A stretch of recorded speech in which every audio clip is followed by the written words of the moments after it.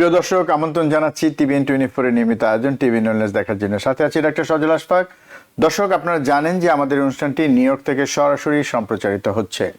স্বাস্থ্য বিষয়ক এই অনুষ্ঠানের প্রতিটি পর্বে আমরা একটি বিষয় নিয়ে কথা বলি এবং একই সাথে আমরা চেষ্টা করি আপনাদের যদি কোনো প্রশ্ন থাকে এই বিষয়ের উপর তার উত্তর দিতে। দর্শক, আজকে নিয়ম মতো আপনারা জানেন হয়তো যে প্রতি মাসের দ্বিতীয় শনিবার আমরা ডাক্তার তৌহিদ শিবলির সাথে বিভিন্ন বিষয় নিয়ে কথা বলি। আমরা গত কয়েক সপ্তাহ ধরে ডায়াবেটিস নিয়ে কথা বলছি, ডায়াবেটিসের সাথে ডায়েটের সম্পর্ক, ডায়াবেটিসের চিকিৎসা ইত্যাদি নিয়ে আমরা কথা বলেছি। কিছুটা জটিলতা নিয়েও কথা বলেছি। আজকে আমরা ডায়াবেটিসের সাথে কোলেস্টেরল এবং ডায়াবেটিসের কারণে কিডনির কী কী সমস্যা হতে পারে এবং আরও কিছু বিষয় যদি থাকে সেগুলো আলোচনার প্রসঙ্গে আসলে আমরা সেগুলো আজকে আলোচনা করবো এবং এই বিষয়ে আপনারা প্রশ্ন করতে পারেন। আপনাদের প্রশ্নের অপেক্ষায় রইলাম আমরা। আসুন আবার পরিচিত হয়ে আজকের অতিথির সঙ্গে ডাক্তার তৌহিদ শিবলি। ডাক্তার তৌহিদ শিবলি, আপনাকে আমন্ত্রণ জানাচ্ছি আমাদের আজকের আয়োজনে। শুভ সন্ধ্যা। আজকের এই সুন্দর সন্ধ্যায় ডক্টর সজল আশফাক এবং আমি আপনাদের প্রশ্নের উত্তর দেওয়ার চেষ্টা করব এবং আমরা চলুন আজকে আবার আলোচনা শুরু করি সেই যে ডায়াবেটিস এবং ডায়াবেটিসের সঙ্গে আরও যে সমস্যাগুলো আমরা সচরাচর দেখতে পাচ্ছি। আচ্ছা, মানে এই সময় একটা বড় একটা সমস্যা আমরা জানি যে কোলেস্টেরল, যেটা মানে হার্টের সমস্যার জন্য মানে দায়ী অন্যতম মনে করা হয়। কিন্তু ডায়াবেটিসের সাথে কোলেস্টেরলের কোনো সম্পর্ক আছে কিনা, বা ডায়াবেটিস থাকলে কোলেস্টেরল যদি বেশি থাকে বা ডায়াবেটিসের কারণে কোলেস্টেরলের কোনো তারতম্য হয় কিনা, মানে কোনো প্রভাব ফেলে কিনা? দেখেন, জিনিসগুলো যদি আমরা খুব সহজভাবে বলার চেষ্টা করি, জি, যে পেশেন্টের ডায়াবেটিস নাই ওরা তো কোলেস্টেরল হাই আছে। আচ্ছা, ওর কোলেস্টেরল হাই হলে আমরা নর্মালি আমরা কাউন্ট করি যে একটা সার্টেন নাম্বার, যে 100-র নিচে থাকলে আমরা নর্মাল ধরি। যখন একটা পেশেন্ট ডায়াবেটিস থাকছে ওর মার্কার তখন চেঞ্জ হয়ে যাচ্ছে, তখন আমরা এলডিএল কোলেস্টেরলটা নিয়ে আসতে চাই 70-এর নিচে। আচ্ছা, সেই কোলেস্টেরলটা যে কাজটা করছে, যে ডায়াবেটিস ইটসেলফ ওর যে কোলেস্টেরলের মাত্রাটা বাড়ায় দিচ্ছে। কোলেস্টেরলের মাত্রা বাড়াই দিলে যে আমাদের ব্লাড ভেসেলগুলো ব্লক করে যাচ্ছে, ব্লক করলে ডায়াবেটিস ইটসেলফ হার্ট অ্যাটাকের মতন সমান একটা বিপজ্জনক একটা রোগ। এই জন্যে আমরা কোলেস্টেরলের দিকে আজকে বিশদ আলোচনা করতে চাই ডায়াবেটিসের সঙ্গে। ডায়াবেটিস হলে কোলেস্টেরলটা আমরা কোথায় নিয়ে যাব, আচ্ছা, আচ্ছা, তার প্রতিকার আমরা কিভাবে করব, খুব সহজ। তার মানে আপনার যেটা বুঝলাম যে আপনি যেটা বলতে যাচ্ছেন যে যার ডায়াবেটিস আছে তার ক্ষেত্রে কোলেস্টেরল যদি বেশি থাকে এবং কোলেস্টেরল বেশি থাকার একটা ঝুঁকিটাই বেশি, এবং সেক্ষেত্রে যার ডায়াবেটিস নাই শুধু কোলেস্টেরল বেশি, তার ক্ষেত্রে যে ব্যবস্থা নেবেন বা যতটুকু সতর্ক হব তার চেয়ে অনেক বেশি সতর্ক হতে হবে যদি কারো ডায়াবেটিস থাকে সাথে কোলেস্টেরলটা বেশি থাকে। Yes, exactly. তার মানে কি করতে হবে তখন, তাহলে কি সেই বাড়তি সতর্কতা? বাড়তি সতর্কতা প্রথমেই আমরা চেষ্টা করব ডায়াবেটিসটা কন্ট্রোল করার জন্য। আচ্ছা, ডায়াবেটিস কন্ট্রোল করার, দর্শক আগেও আমরা আলোচনা করেছি, আমাদের ডায়াবেটিসের মোস্ট অফ দ্য ডায়াবেটিক পেশেন্টের হয় টাইপ 2 ডায়াবেটিস, যেটা আমাদের প্রথমেই যে জিনিসটা আসে আমাদের খাদ্যাভ্যাস, আমাদের প্রতিদিনের অ্যাক্টিভিটিস এবং আমাদের বংশানুক্রমিকভাবেও আরও কিছু সমস্যা চলে আসে এবং আমাদের দুশ্চিন্তা, এগুলোর জন্য আমাদের ডায়াবেটিসটা আসছে। একই সাথে যখন ডায়াবেটিস আসছে এবং আমরা যে দেশ থেকে আসছি আমাদের ফুড তৈরি হচ্ছে সবসময় আমরা অনেক বেশি তেল ব্যবহার করছি এবং তৈলাক্ত খাবার সব কিছুর মধ্যে আমার আছে। আমি যেমন মাংস খাচ্ছি ওর ভিতরে তেল আছে, আমি সবজি খাচ্ছি ওর ভিতরেও তেল আছে, আমরা পিঠা খাচ্ছি তার ভিতরেও তেল আছে, আমরা যে মিষ্টি খাচ্ছি ওটাও তেলের ছানা দিয়েই তৈরি হচ্ছে। তো ডায়াবেটিক পেশেন্টের যখন কোলেস্টেরলের মাত্রা যখন আসছে তখন হার্ট অ্যাটাকের ঝুঁকি, ডায়াবেটিস এবং heart attack is a same equivalent, that serious disease. তো যেটা আপনি বললেন যে প্রথমেই আমরা যেটা করব যে ডায়াবেটিসটাকে নিয়ন্ত্রণে রাখতেই হবে, মানে এর কোনো বিকল্প নেই। এবং আপনি যেটা বললেন যে আমাদের আমরা ঐতিহ্যগতভাবে, আমরা জাতিগতভাবেই আমরা তৈলাক্ত খাবার বেশি গ্রহণ করি বা সব খাবারই আমাদের কিছু না কিছু তেল থাকে, এবং যার কারণে দেখা যায় যে মানে হার্টের যে ঝুঁকিগুলো সেগুলো বেড়ে যাচ্ছে, কোলেস্টেরলের বেড়ে যাওয়ার ঝুঁকি বেড়ে যাচ্ছে। এক্ষেত্রে মানে কিভাবে সেটা নিয়ন্ত্রণ করবে, মানে কোলেস্টেরলের পরিমাণটা তো কমাতে হবে, মানে ডায়াবেটিস নিয়ন্ত্রণ করলাম, তারপরে কোলেস্টেরলটা কিভাবে কমাবো? আমরা প্রথমে চেষ্টা করব খাদ্যাভ্যাস পরিবর্তন। আচ্ছা, যে খাদ্যাভ্যাস পরিবর্তনের মধ্যে আপনি এখনই বললেন যে আমরা তৈলাক্ত খাবার বাদ দিব, নাম্বার 1। নাম্বার 2, আমরা চলে যাব যে ডায়াবেটিসকে কন্ট্রোল করব। ডায়াবেটিসকে কন্ট্রোল করার জন্য দর্শক আপনাদের সাথে এর আগেও আমরা আলোচনা করেছি আপনারা প্রত্যেকেই একজন করে প্রাইমারি কেয়ার ফিজিশিয়ান রয়ে গেছেন, ওনার কাছে যাবেন ও আপনারা নিয়ম মতন ওনার কাছে ব্লাড টেস্ট করবেন এবং নিয়ম মতন আপনারা প্রেশার চেক করবেন। ওনারা আপনাকে পথগুলো বলে দিবেন। তো এখন যেটা আসছে, ডায়াবেটিসের ওষুধ আমরা যদি খাই, আমরা যদি কোলেস্ট্রলের মেডিসিন খাই, এরপরে আর কি করার আছে? এরপরে আছে আমাদের অ্যাক্টিভিটিস। অ্যাটলিস্ট 30 মিনিটস আমাদের ওয়াক, হাঁটা চলাফেরা করতে হবে। দর্শক, আমরা আমেরিকায় আসছি আমরা উন্নত জীবনের জন্য, আমরা বাংলাদেশি থাকার জন্য এদেশে আসিনি, আমরা আমেরিকান হওয়ার জন্য আসছি। ওয়ার্ল্ডের ফার্স্ট কান্ট্রি, আমাদের অনেক কিছু শিখতে হবে দর্শক। আমাদের স্টাবলিশমেন্ট আসতেই আমাদের 50-এর উপরে চলে যায়। যখন ফ্যামিলির ভিতরে কিছুটা সচ্ছলতা আসে, তখনই দেখতে পাবেন বিভিন্ন পত্রপত্রিকায়, নিউজে, টেলিভিশন নিউজে আপনারা দেখবেন যে আমাদের খুব পরিচিত অমুক ভাই মারা গিয়েছেন, তমুক ভাইরা ঘুমের মধ্যে চলে গিয়েছেন। এই সব কিছুই আমাদের হচ্ছে এই আমাদের খাদ্যাভ্যাস, আমাদের এই স্ট্রেস এবং আমাদের uncontrol diabetes, uncontrolled blood pressure. তো আমরা আসেন আজকে শুধু আমেরিকায় আমাদের যে উন্নত জীবন একই শুধু না, আমরা যাতে দীর্ঘায়ু হতে পারি, আমরা এই আলোচনা থেকে যদি প্রত্যেকেই আমরা 10 বছর করে বেশি বাঁচতে পারি, আমি মনে করি আমাদের আলোচনা সার্থক হবে দর্শক। হ্যাঁ, তা তো অবশ্যই।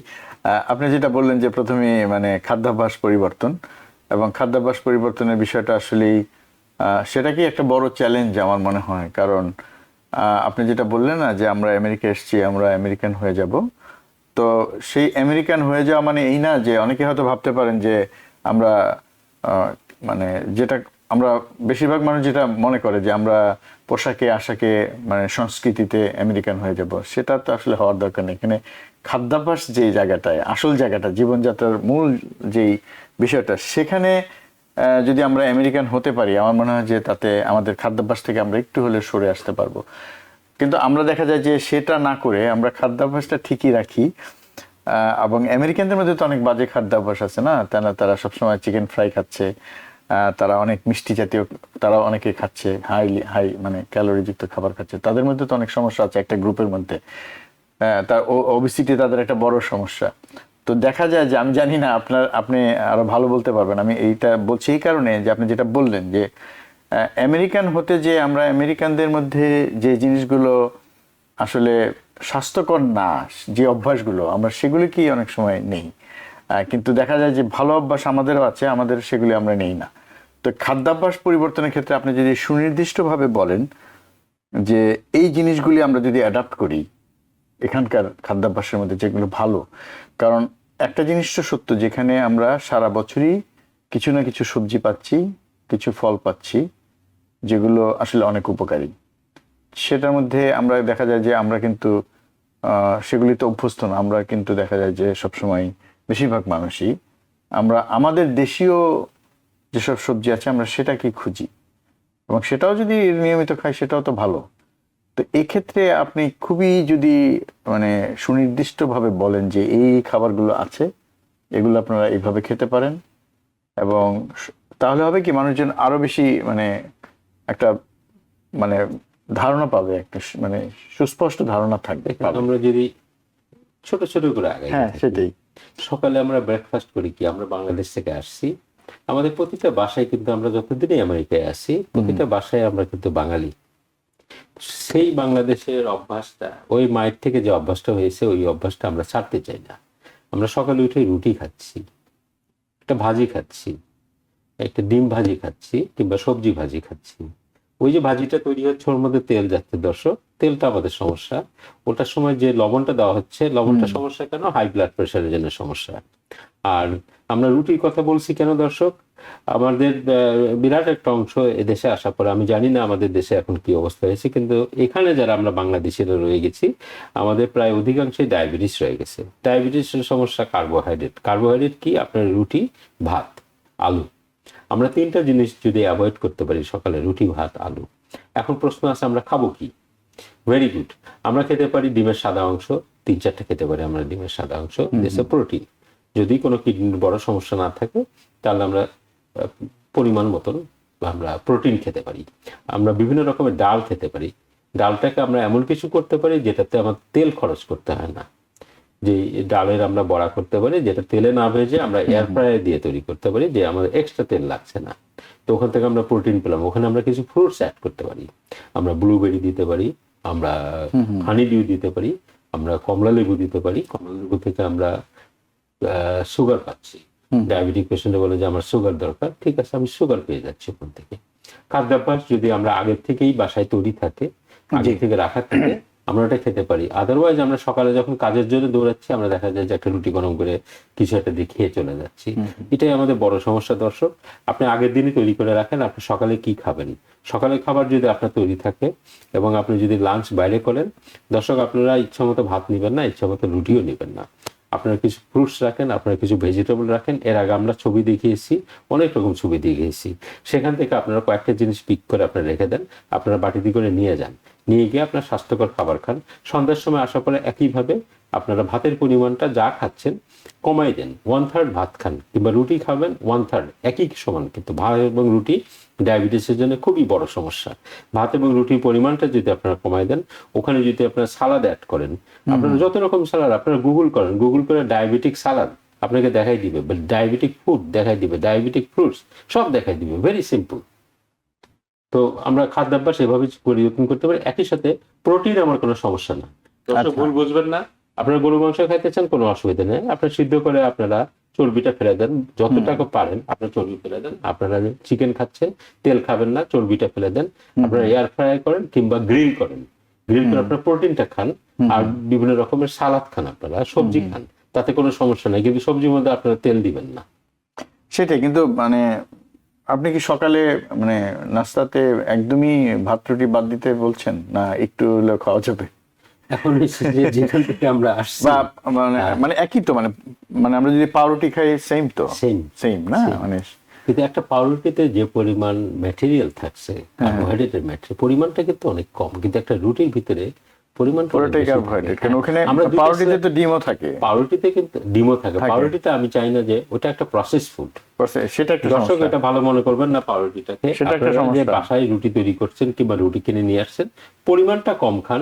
আমি বলছি না যে টোটাল খাদ্যের পরিমাণটা, কিন্তু পাউরুটির মধ্যে যেটা ব্রাউন যেটা বলা হয় সেটা কি একটু বেটার হবে? ভিতরে যদি কোনো অ্যাডিটিভ কিছু না থাকে দেখে নিতে হবে আসলে, সেটা তো দেখার বিষয়। অনেক রকম পাউরুটি কিন্তু পাওয়া যায়, অনেক রকম পাউরুটি পাওয়া যায়, সেটা একটা বিষয়। কিন্তু পাউরুটি না করে আরো কিছু আছে, লং রুটি থাকে, ইটালিয়ান ব্রেড থাকে। ইটালিয়ান ব্রেড গুলো ওরা কিন্তু খুব চেষ্টা করে পিওর গম যেটা সেটা দিতে, এবং অনেক সময় অর্গানিক গম পাওয়া যায়, একদম ন্যাচারাল গম পাওয়া যায়।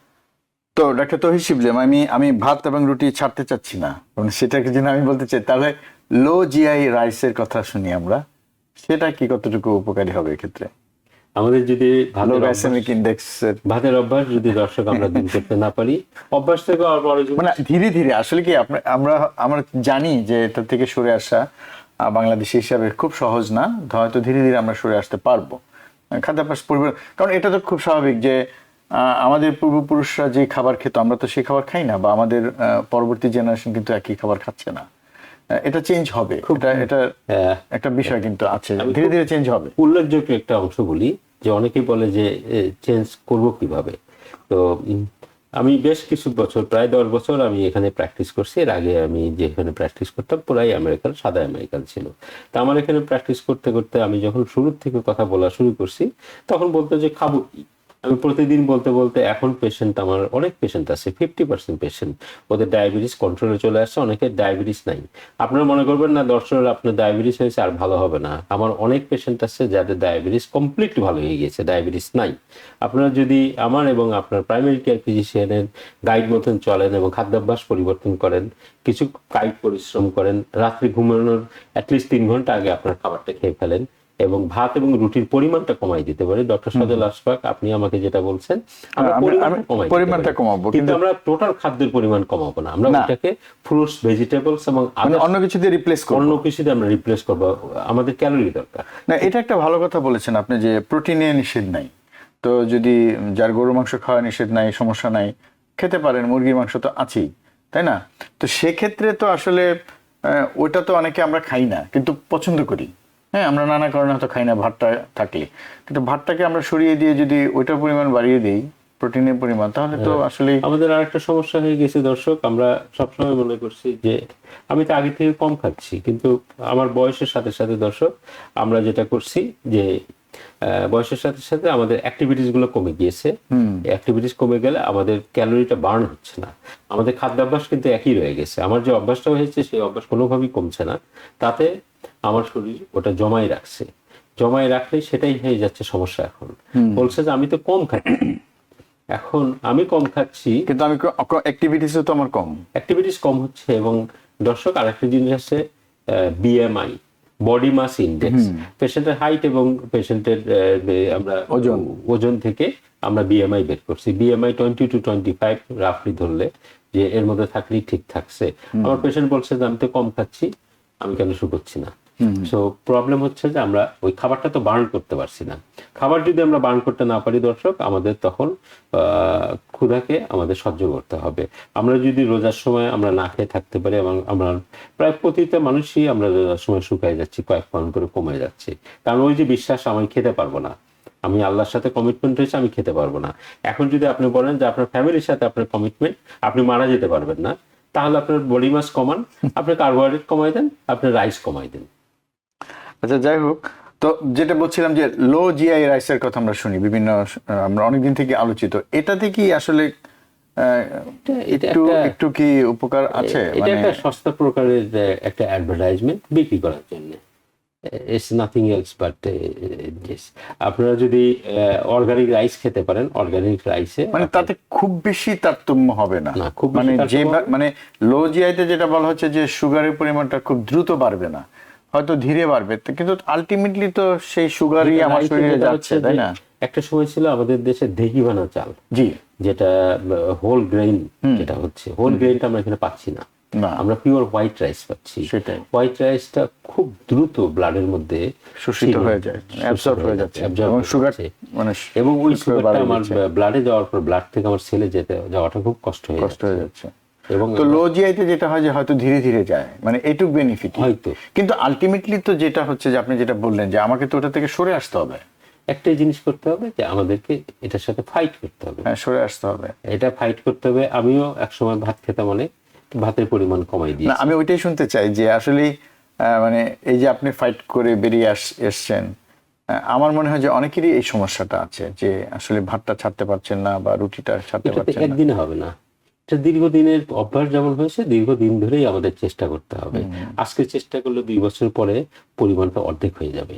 এবং 2 বছর আগের খাদ্যাভ্যাস কেউই আপনারা কিন্তু আর ফিরে যাবেন না। ওটাতে বলবেন যে না, এখন আমি ভালো বোধ করছি, আমার ডায়াবেটিস কন্ট্রোল আসছে, আমার ব্লাড প্রেশার কন্ট্রোল আসছে, আমার কোলেস্ট্রল আমার কন্ট্রোল। আমরা এই আলোচনা থাকবো, আমরা আবার শুনবো, যে কারণ এই প্রচেষ্টাটার মধ্যে আসলে তো ফ্যামিলি ইনভলভ হতে হবে, তাই না? মানে পুরো ফ্যামিলি যদি একসাথে কাজ না করে তাহলে তো আসলে এই জিনিসটা প্রতিষ্ঠিত হবে না, এই খাদ্যাভ্যাসটা। তো একজন দর্শক আছে, আমরা আপনার কাছ থেকে বাকিটা শুনবো। হ্যালো দর্শক, কে আছেন? পরিচয় দিয়ে প্রশ্ন করুন। আমি সিয়াটল থেকে বলছি, আমার নাম করিম। জি, বলুন। আমি কথা বলবো ডাক্তার। হ্যাঁ, শুনতে পাচ্ছি, আপনি প্রশ্ন করুন। আচ্ছা, আমার ডায়াবেটিস আছে, ডায়াবেটিস টাইপ 2, আমার বয়স 74। আমি সকালে ব্রেকফাস্ট করি ওটমিল দিয়ে। ওটমিলের সমস্যা আছে কিনা এটা জানতে চাচ্ছি। আচ্ছা, ওটমিলের সাথে কি দেন? মানে শুধু ওটমিল তো নিশ্চয়ই খান না। ওটমিল আর জিরো সুগার দেই, আর ওই সাথে একটু আপেল কেটে দেন। মানে ওটমিলের সাথে দুধ বা অন্য কিছু দেন কিনা? না না না, দুধ দেই না, পানি। আচ্ছা, পানি। A1C কত? A1C কি জানা আছে আপনার? HbA1c 6.8। আপনার ডায়াবেটিস খুব সুন্দরভাবে কন্ট্রোলে আসে এবং 74 বয়স। Very good. আপনার 74 বয়স।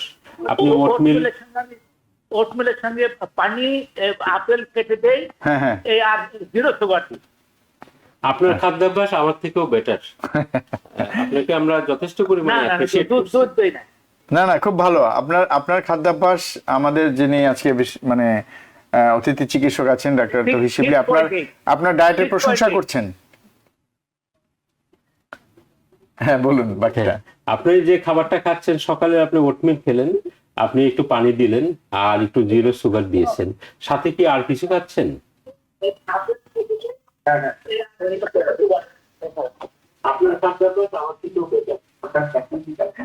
হ্যালো দর্শক, আপনি কি আছেন আমাদের সাথে? কিন্তু আপনাকে শুনতে পাচ্ছি না। আপনি কি সকালে ওটমিল ছাড়া আর কিছু খাচ্ছেন?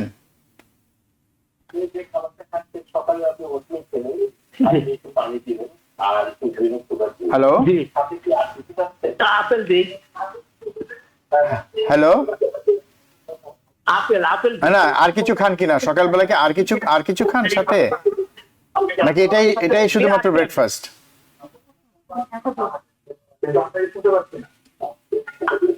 আচ্ছা যাও, মনে হয় শুনতে সমস্যা হচ্ছে, তো আপনি শেষ করেন বলেন। আমরা আলোচনা করি। হ্যাঁ। ওনার যেমন ওটমিলের কথা বলেছেন, উনি আপেলের কথা বলছেন, উনি ব্লুবেরি অ্যাড করতে পারেন, উনি সকালে একটা ডিম অ্যাড করতে পারেন, প্রোটিন যাচ্ছে। আচ্ছা আচ্ছা, ওনার খাবারের ভিতরে কোনো প্রোটিন নাই, Protein উনি নাই। একটু প্রোটিন অ্যাড করে দিলেন উনি।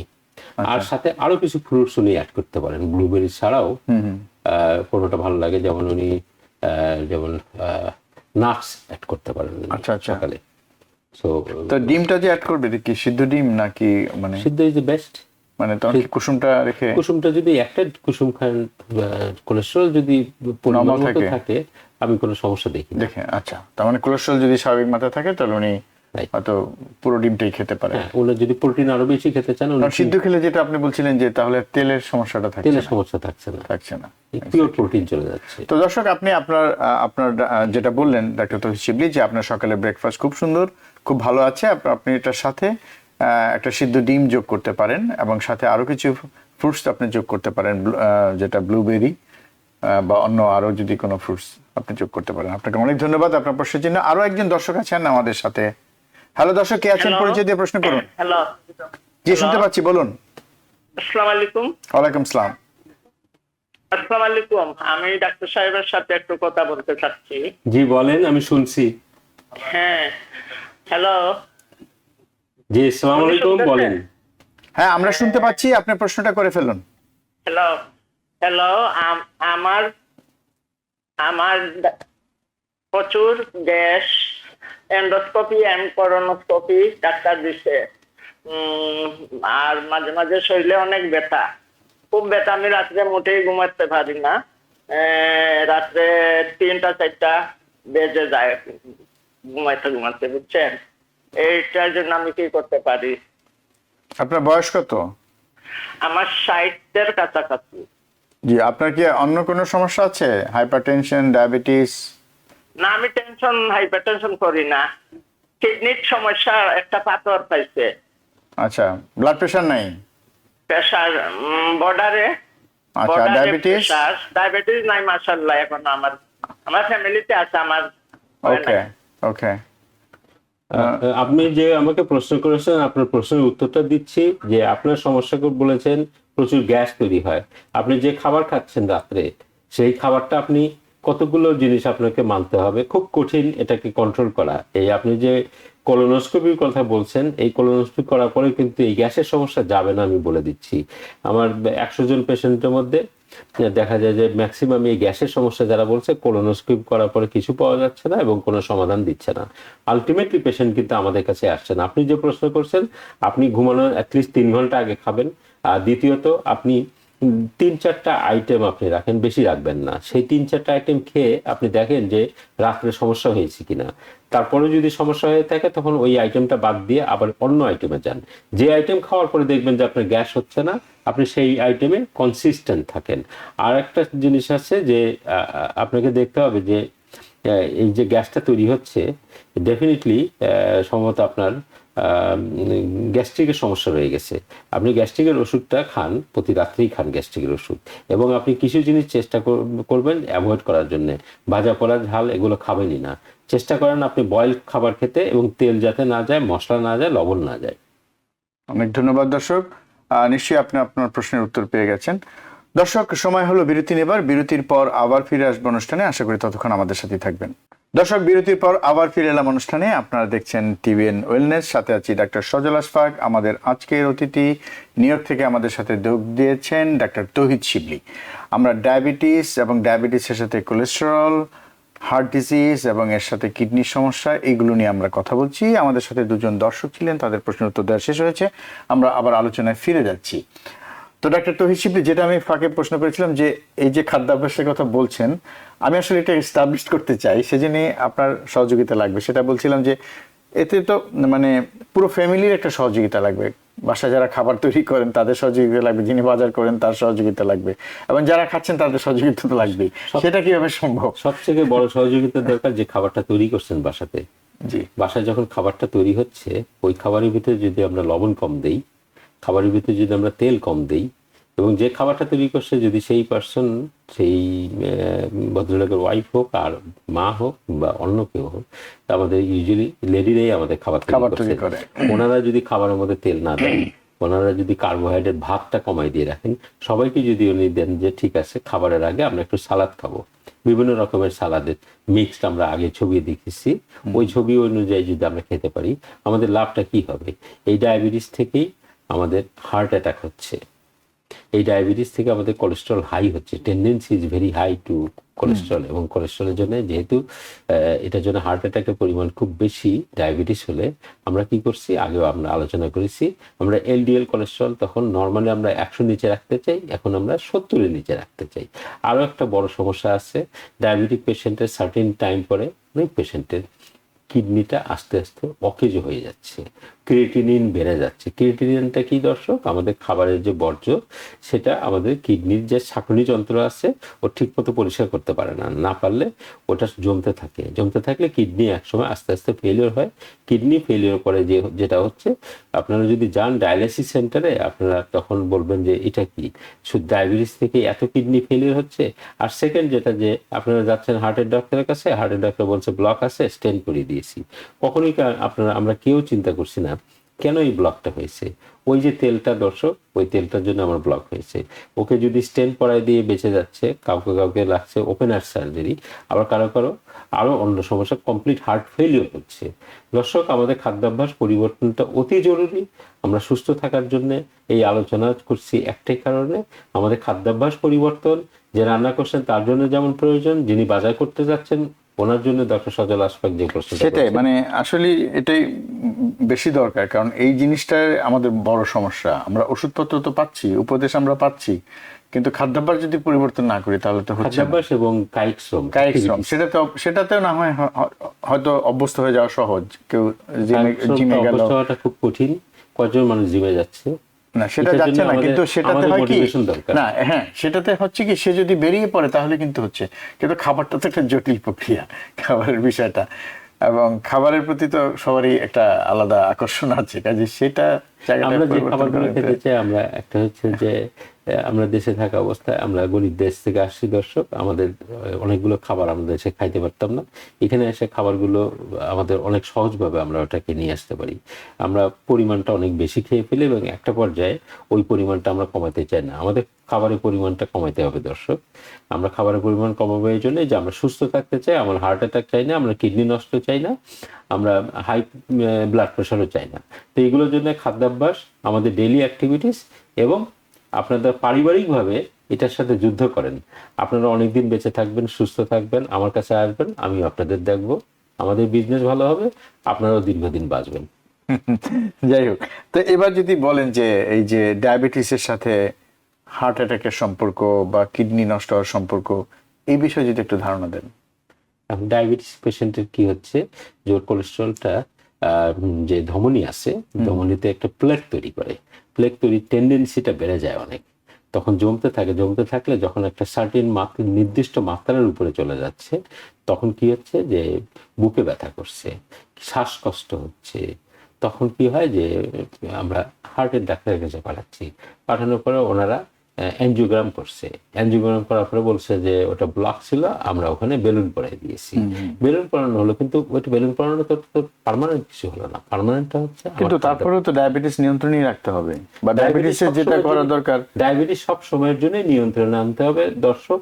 মুষ্টিমেয় কয়েকটা পেশেন্ট ছাড়া অধিকাংশ পেশেন্টের, আমি এখনো বিশ্বাস করি ডাক্তার হিসেবে, আমি বাংলাদেশে অল্প কয়েক বছর ডাক্তারি করছি এবং এদেশে দীর্ঘ সময় আমি ডাক্তারি করছি, আমার অনেক পেশেন্ট, অর্ধেক পেশেন্ট আমার ডায়াবেটিস মুক্ত। এবং আমি মনে করি যে আপনারা যদি খাদ্যাভ্যাস, ডেইলি অ্যাক্টিভিটিস এবং আপনারা যদি পারিবারিকভাবে এটার জন্য অ্যাকশন নেন, আপনার ডায়াবেটিস থেকে মুক্ত হতে পারবেন, কিংবা ডায়াবেটিস আপনার কন্ট্রোলে আসতে পারবে।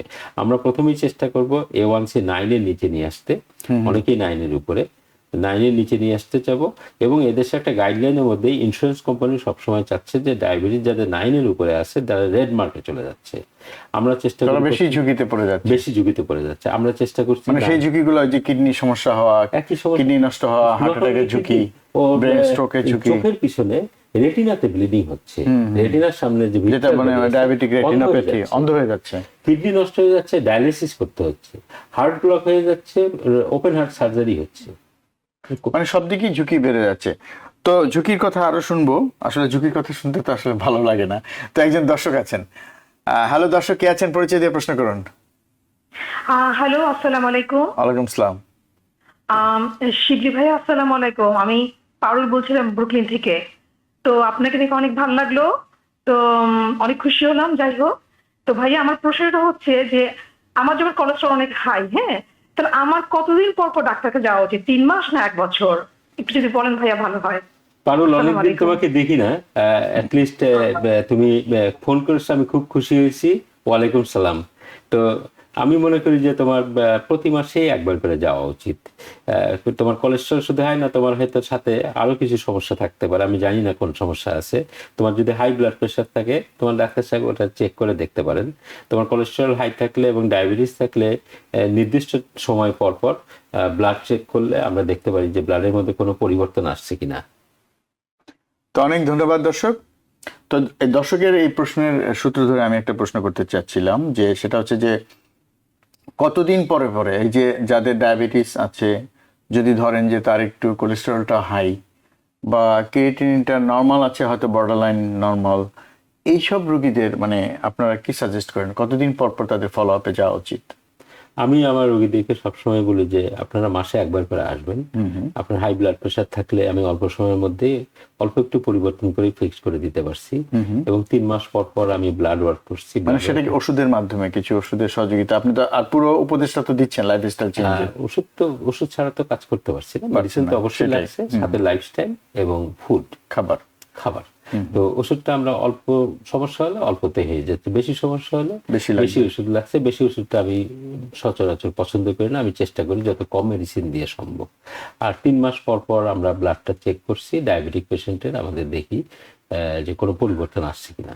কিন্তু এই যে কম মেডিসিনে সম্ভব কিনা, এটার জন্য তো রোগীর সহযোগিতা লাগবে। তার তো সেই ডায়াবেটিস, তার তো সেই ডায়েটটা ফলো করতে হবে, তার এক্সারসাইজে যেতে হবে। এটা একটা টিম ওয়ার্ক। একটা পেশেন্টের যেমন বাসার সবার সহযোগিতা দরকার পড়ছে, পেশেন্ট যখন আমাদের অফিসে আসছে, পেশেন্ট এবং আমাদের অফিস টোটাল টিম, শুধু আমি একা না, আমার টোটাল টিমটা কাজ করছে ডক্টর শিবলি। প্রত্যেকেই ছোট ছোট ডক্টর শিবলি আমার অফিসে, এবং এরা সবাই কিন্তু এই প্রতিদিন শুনতে শুনতে শুনতে শুনতে ওরাও ডাক্তারি হয়ে গিয়েছে। ওরা আমি যে কথাগুলো, ওরা একই কথাগুলো বলে, এবং মানুষের খুব উপকার হচ্ছে এতে। অনেকেই খুব মনোযোগ দিয়ে শুনতে চায়, একবার শুনলে হয়তো মনে রাখতে পারছে না, 2বার 3বার বলার পরে শোনা যাচ্ছে, এবং পরে এসে বলে আপনি এগুলো বলছেন, আমরা এগুলো মেনে চলছি। আমার কাছে আমি খুব উদ্দীপনা আসবে আমার কাছে এসে। তো ওই যে 1 মাস পর পর যখন যাবে, তখন আপনারা বেসিক্যালি কি কি জিনিসগুলি আপনারা দেখতে চান? আমরা প্রথমেই যেমন দেখছি যে ভাইটালসটা দেখছি, যে ব্লাড প্রেশার কেমন আছে, ওয়েট কেমন আছে। এরপরে আমরা চলে আসছি কি যে ব্লাডের যে জিনিসগুলো আছে, আমার ব্লাডটা করার দরকার আছে আমরা দেখে নিচ্ছি। তারপর আমরা দেখবো যে পেশেন্টের কি কমপ্লেইন আছে। একটু ডায়াবেটিক পেশেন্ট বলছে চোখে কেমন যেন অস্বচ্ছ লাগছে, তখন আমরা সন্দেহ করি যে ওর দেখি যে আমরা চোখ কবে দেখানো হয়েছে, তখন চোখের ডাক্তার কাছে পাঠাই দিই যে রেটিনা ঠিক আছে কিনা। ডায়াবেটিক পেশেন্ট বলছে যে আমার তো ইদানিং পেশাব বেশি হচ্ছে, কিংবা আমার পানি তেষ্টা পাচ্ছে, তাতে মনে হচ্ছে যে ডায়াবেটিস আনকন্ট্রোলে যাচ্ছে। আবার দেখা যাচ্ছে ব্লাড প্রেশারের পেশেন্ট, ও বলছে যে আমার মাথার ধরে মাথা ব্যথা হচ্ছে। যে এত সমস্যাগুলো বলছে যে এক কথায় বলাটা খুব কঠিন। বিভিন্ন পেশেন্ট বিভিন্ন সমস্যা নিয়ে আসে, যখন যে সমস্যাটা বলছে ওই সমস্যা অনুযায়ী আমরা ওই পেশেন্টের যে সমস্যাগুলো আছে সেটার উপরে ফোকাস করি, করার পরে আমরা প্রবলেম এবং তার সলিউশনটা ওখানেই আমরা দিয়ে দিচ্ছি, যেটা আর বড় কিছু হতে পারছে না। আমার যে প্র্যাকটিসে দেখা যাচ্ছে যে খুব ছোট সমস্যা থেকে একটা পেশেন্ট বিদায় হয়ে যাচ্ছে। আজকেও একটা পেশেন্ট মারা গেছে যার আনকন্ট্রোল ডায়াবেটিস ছিল। এর আগে আমাকে দেখানোর আগেই ওনার হার্ট অ্যাটাক হয়েছে, আমাকে দেখার আগেই ওনার স্ট্রোক হয়ে গিয়েছে, কিন্তু তারপরে ওনার ব্লাড প্রেশারটা কন্ট্রোল ছিল না। উনি গাড়ি চালাচ্ছেন, গাড়িতে অসুস্থ বোধ করছেন, তারপর উনি হাসপাতালে গেছেন, ম্যাসিভ ব্লিডিং। একটাই কারণ যে ব্লাড প্রেশারটা উনি কন্ট্রোল করেননি। আমি অনেকভাবে চেষ্টা করছি, উনি দেশের বাড়ি গিয়েছিলেন, আমাদের দেশে না, অন্য এক দেশে। তো দেশে বাড়ি গিয়েছিলেন, 5 মাস পরে দেশে বাড়ি থেকে আসছেন, আনকন্ট্রোল ব্লাড প্রেশার। এটাই ওনার কাল হয়ে গেল, উনি চলে গেলেন। এই কিছুক্ষণ আগে আমার কাছে খবর আসলো উনি মারা গিয়েছে। সেটাই দুঃখজনক আসলে। আমরা মনে করি যে ব্লাড প্রেশার হাই কি হবে, ব্লাড প্রেশার হাই থেকে যেমন হার্ট অ্যাটাক করতে পারে, একইভাবে স্ট্রোক করতে পারে। এই দুটাও যদি না করে, কন্টিনিউয়াসলি আমার প্রতিটা অঙ্গ শরীরের ডিস্ট্রয় করে যাচ্ছে। এই যে কিডনি ফেলার, দর্শক আপনাদের বলেছি যে ডায়াবেটিস প্রধান কারণ, তারপরেই কিন্তু আসছে হাই ব্লাড প্রেশার, কিডনিটাকে কিন্তু ফেলিওর করে দিচ্ছে। আমার ব্লাড প্রেশারকে আমার কন্ট্রোল করতে হবে। ব্লাড প্রেশার কন্ট্রোল করার জন্য প্রথমেই আমরা চেষ্টা করব লবণ বাদ দিতে। প্রথমেই আমরা চেষ্টা করব যে কারণগুলো করলে আমাদের প্রেশার হাই হয়। দুশ্চিন্তা আমাদের সবার আছে, কিন্তু আমরা চেষ্টা করব দুশ্চিন্তাকে আমরা কন্ট্রোল করার জন্য। আর একটা সমস্যা কিন্তু দর্শক, আমরা কেউই ওটা পেছনে তাকাই না।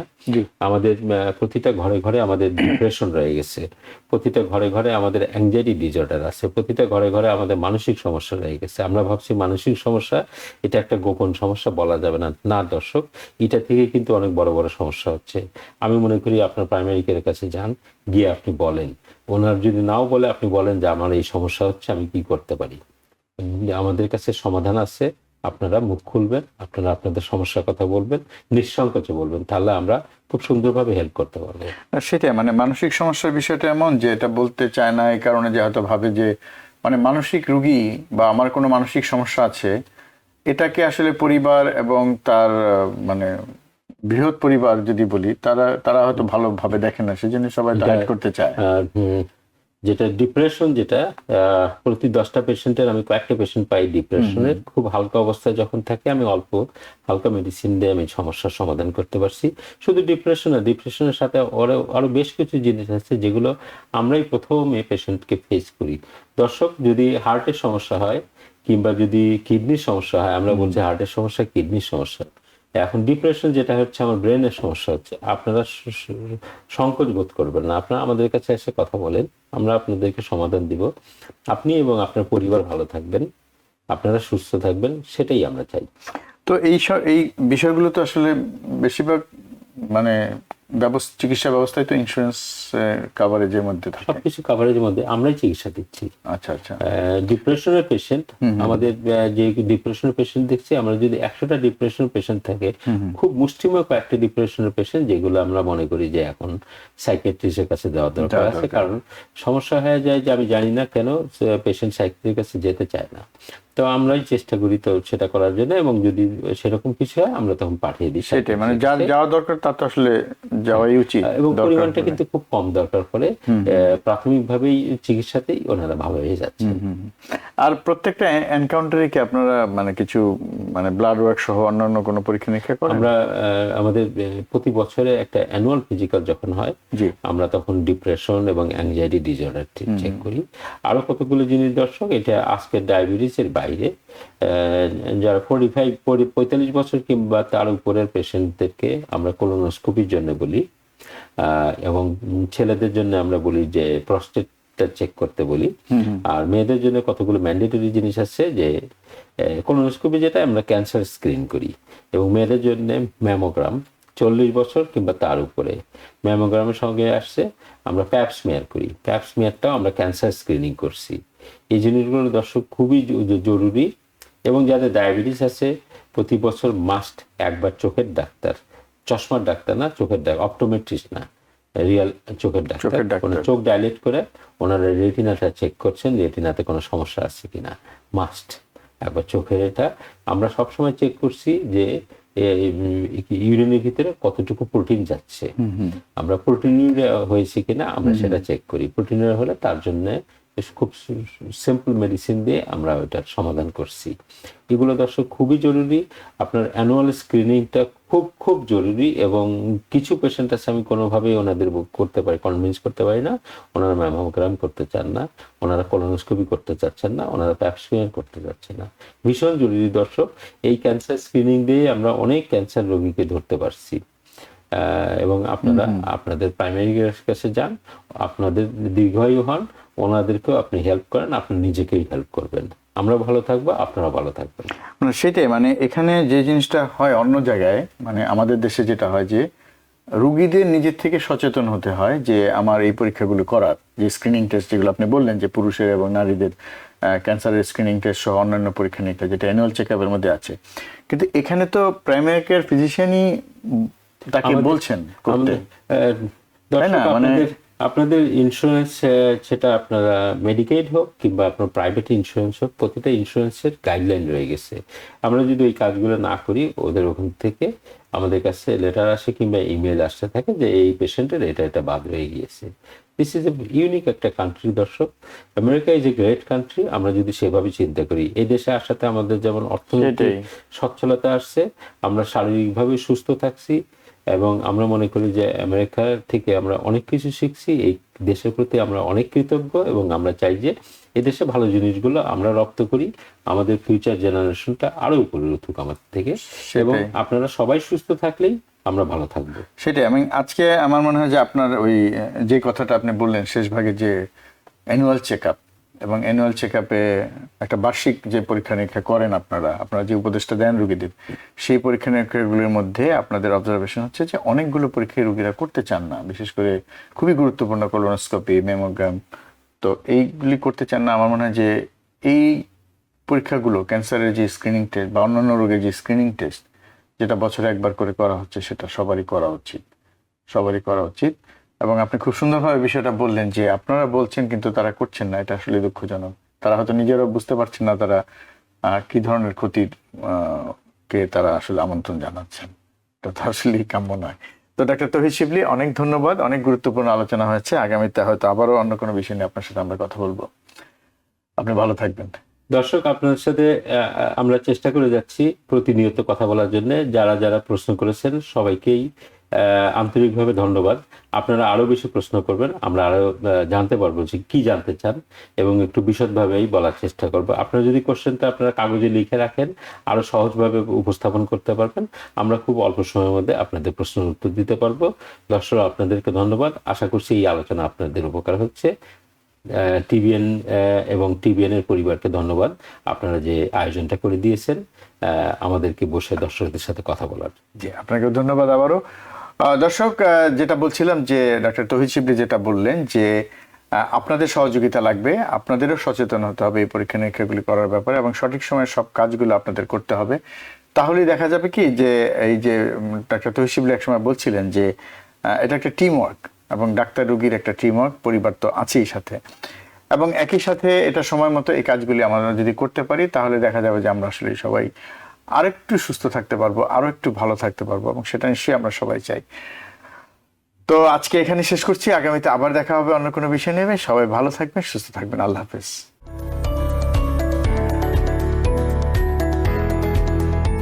টিবিএন 24 টেলিভিশন দেখতে আজই কল করুন 7187776556। লগ ইন করুন www.totalcablebd.com। নিউ ইয়র্ক থেকে সম্প্রচারিত টিবিএন 24 টেলিভিশন বিশ্বজুড়ে বাঙালির কণ্ঠস্বর।